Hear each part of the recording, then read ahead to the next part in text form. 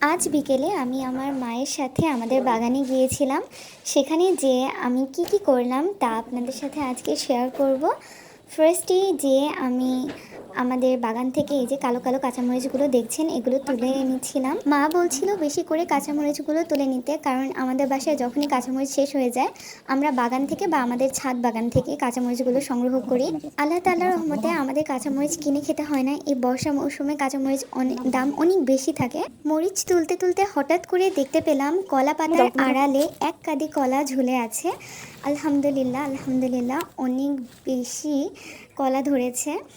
এটা পেকে যাবে খুব দ্রুত। তারপর আমি দেখতে পেলাম যে আমাদের এখানে কাগজি লেবুও ধরেছে।